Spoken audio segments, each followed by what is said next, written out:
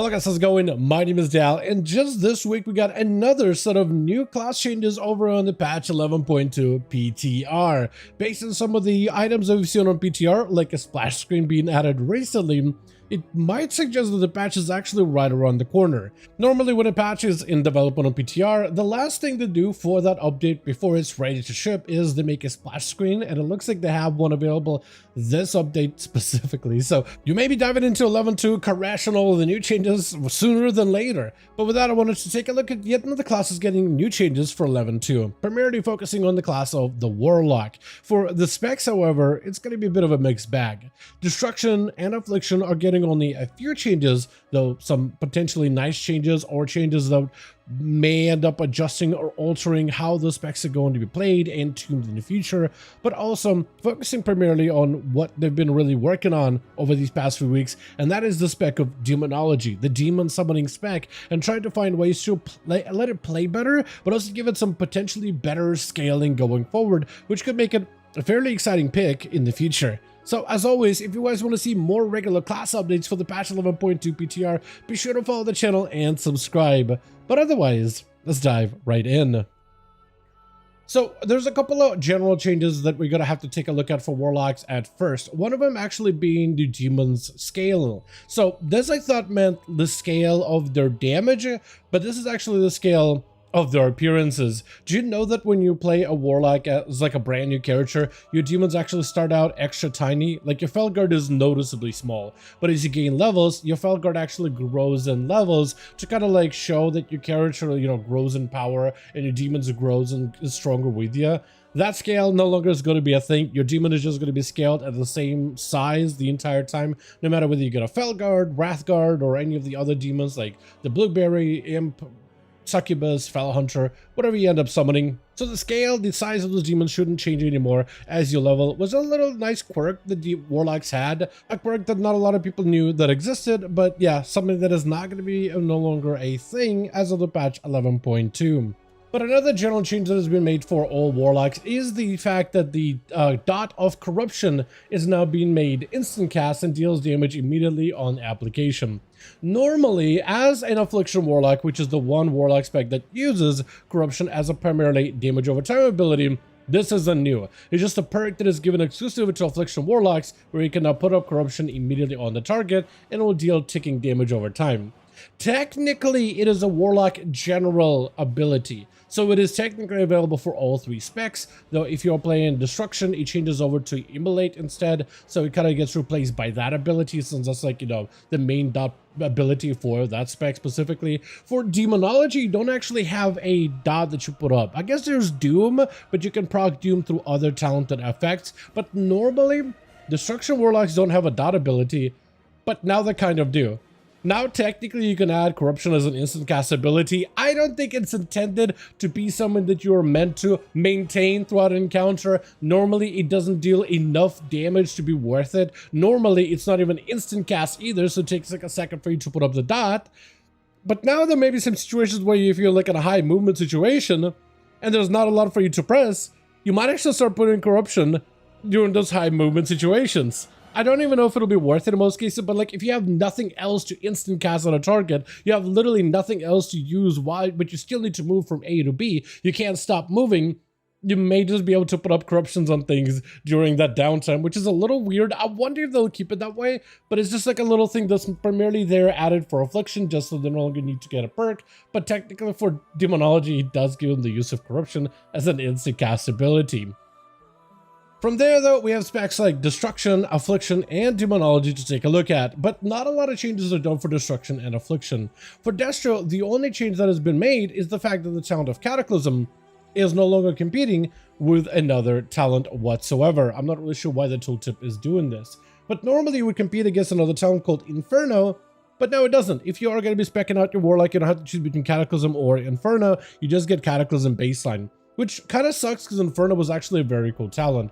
Previously, Inferno Red, it buffed the damage of your Rain of Fire by 20%, which was a significant gain, but also it reduced its Soul Shard cost by 1 Soul Shard.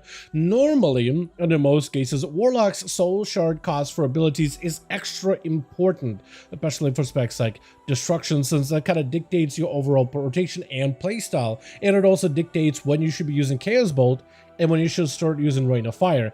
You don't just have like, as soon as you hit more than one target, you're just gonna start spamming Rain of Fire. No, you need to hit a certain target count before Rain of Fire becomes valuable. Otherwise, Chaos Bolt is actually your best soul shard spender. The spec is just a little bit different than all the other specs, as it's extra sensitive when it comes to your soul shard specifically.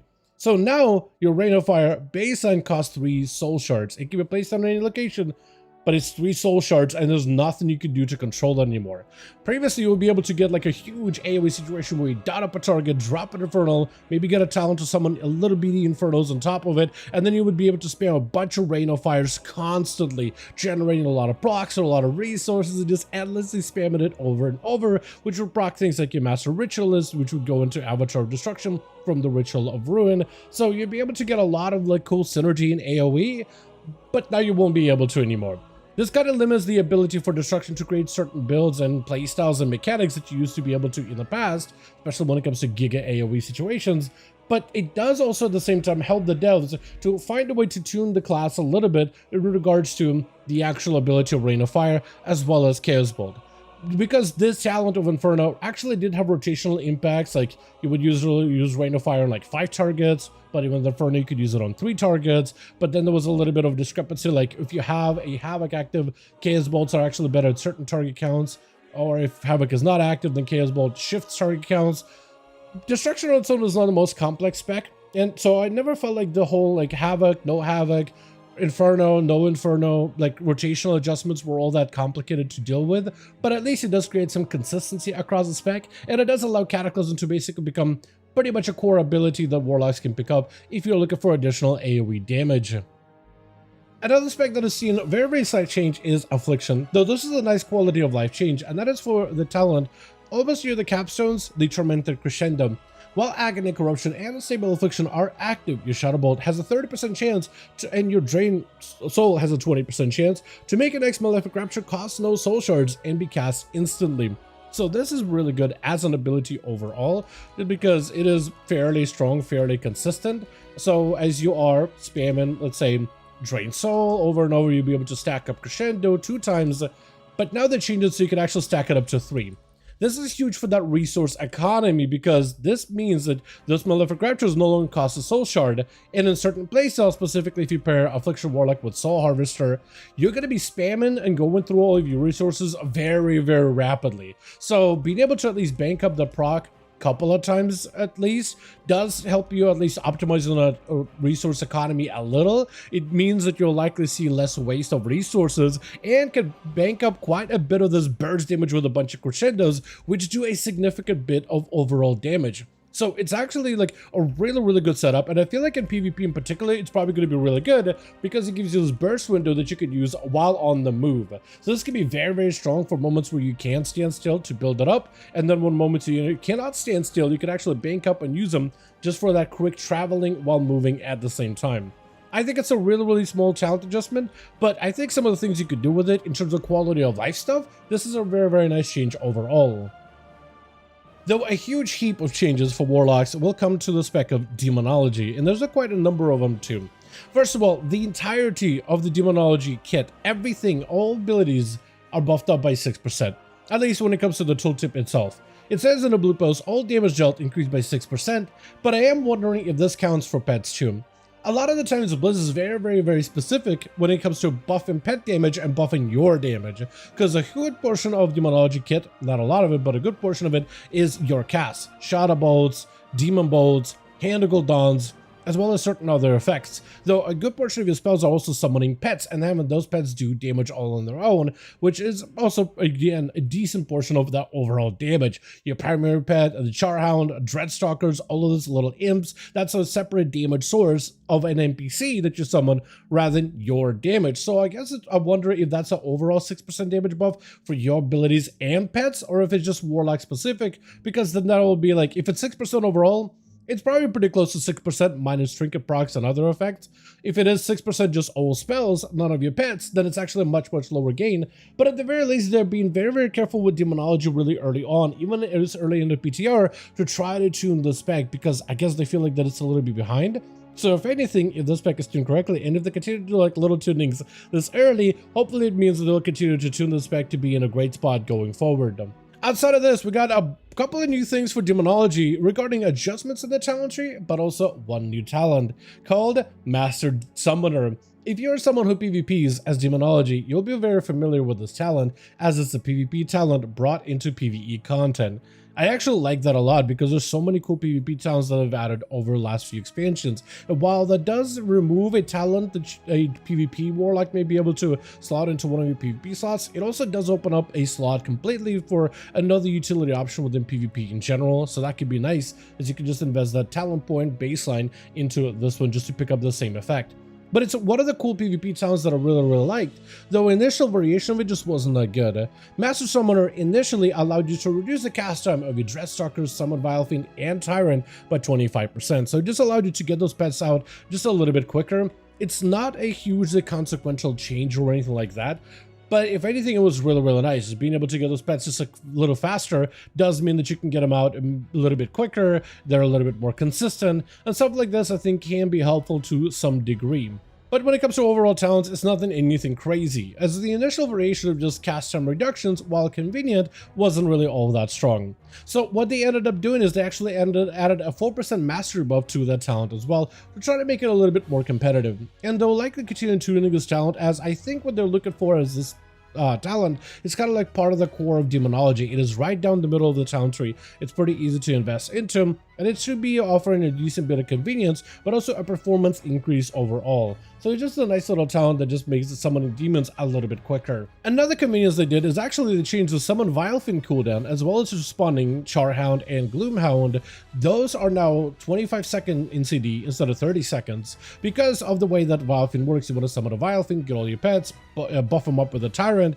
By having Vile Fiend in a 30-second window, it meant you had to be very specific when you summon him and not miss that summon window in order to not have the Vile Fiend fall behind on that summoning window. But now that they're reducing it down to 25 seconds, you're still going to be pairing first Vile Fiend together with the Tyrant, second Vile Fiend by himself, next Vile Fiend will always go with a Tyrant.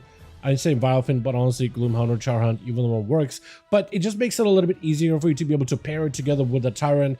As long as you don't end up like spamming on cooldown and then kind of getting desync, you should be good to go. It would be very difficult to desync it in general, but yeah, I think that's just one of those things just to make it a little bit easier to pair those demons together by reducing some of that cooldown. Just a nice quality of life adjustment. The Tyrant has also got buffed up by a decent bit. Used to buff up your other pets by 15%, now buffs the damage all affected demons by 25% while damaging your target. So it's actually a nice little hefty buff, as you had a talent here with Master Summoner that would be, you know, replaced. I think it was Reign of Tyranny that got replaced, but no longer there, so they're amping up the effectiveness of a Tyrant a little bit. Previously, they made it so the Tyrant would buff up your Dreadstalkers, your Vile Fiend, Felguard, as well as up to 5 of your Wild Imps by 15 seconds, but then increase it back up to 10. Just so if you're trying to make the biggest Tyrant, the biggest burst window, as a Warlock, you will still need to get a bunch of Imps up and running, like as if you were running this talent together with Reign of Tyranny. But at the very least, the Tyrant does become a lot more effective as a burst cooldown for increasing the effectiveness of all your other pets, which is really good to see. Outside of this though, they're actually looking to buff up your Felguard as much as possible, and they're giving you a bunch of those Felguard buffing talents or Felguard synergies so that your main Felguard could be even more effective than before, and that's pretty awesome to see.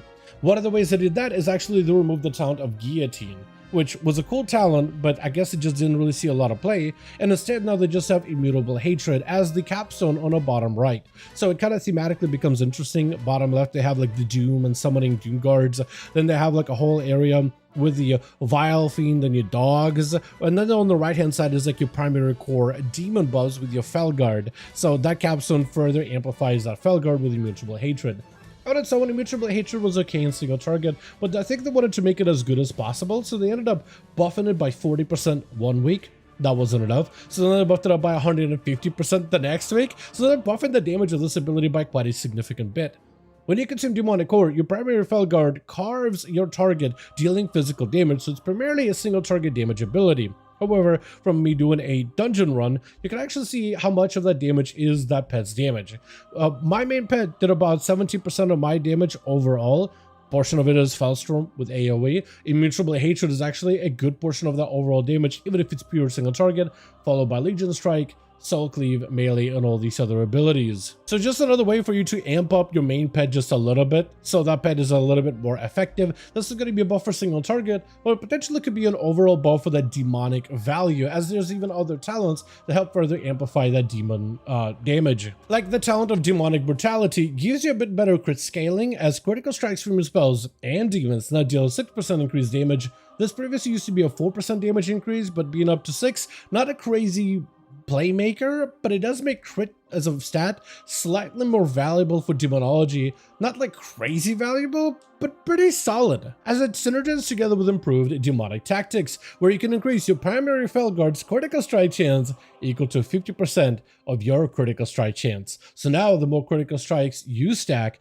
the more crit damage you can do with your spells, but also that affects your demon's crit as well. So then your demon is more likely to crit at a target and deal additional damage. And you can see there's a bit of a variance together with the abnormal hit as well as the crit damage, which is normally supposed to be, you know, crit damage supposed to be double the normal hit, but it's like slightly higher. It's just a little bit higher than anything else. So it's just a slight little increase. And I kind of like the idea of building demonology as like a crit damage type of spec. I wonder if they'll continue to invest more talents and changes into that playstyle going forward. I think it's a pretty cool version of scaling. Of course, they have like direct mastery scaling, as mastery buffs up the damage of all of the main demons, but it'd be kind of cool if they had crit scaling on top of it as well for that demon damage as well. I think it would just be a really unique thing to add into the game if that is something they're looking to do in the future. Outside of this, they also made a pretty awesome swap. Normally, if you wanted to pick up a useful talent of Pact of the Imp Mother, it was normally locked behind the talent of Umbral Blaze.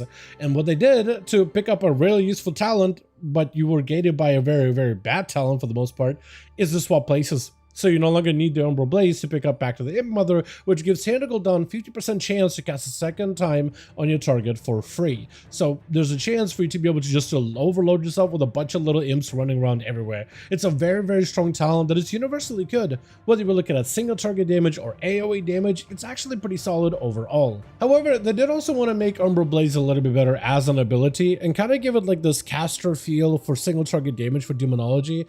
And they made Hand of Gul'dan give now used to be a % chance to apply shadow damage over 2 seconds for 6 seconds, but now it's a guarantee. And now Hand of Gul'dan has a 100% chance to burn his target for additional shadow flame damage if this effect is reapplied, and your remaining damage will be added to the new Umbral Blaze, so it like rolls into the next Umbral Blaze instead. This Hand of Gul'dan playstyle could potentially lead into like an imp type of build, since you'll be getting more Hand of Gul'dans potentially, and then that more imp damage can be decent single target damage that can then also translate into additional shadow flame damage on top of it. So now there's a little bit of a synergy that could be created off of this talent alone. It is at least opens up a new doorway for demonology if it is tuned correctly. Like when I'm talking about these builds and things about demonology, it's like theoretically this could potentially be decent if the numbers are there. But it at least opens like a thematic door, if anything. As for whether this will actually be good or valuable, I mean, who really knows?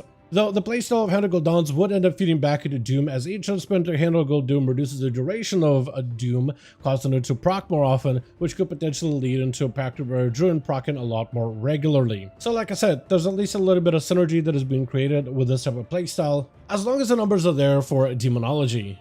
However, with that, as always, I do want to thank all of you guys so much for watching, and I hope you guys did enjoy the video. If you did enjoy it or found it informative, go ahead and give this video a like. I would very much appreciate it. Also, join our Discord community, especially if you want to keep up with all the newest stuff happening over in the 11.2 PTR realms. As always, let me know your thoughts in the comments down below, and as always, I'll see all of you guys in the next one.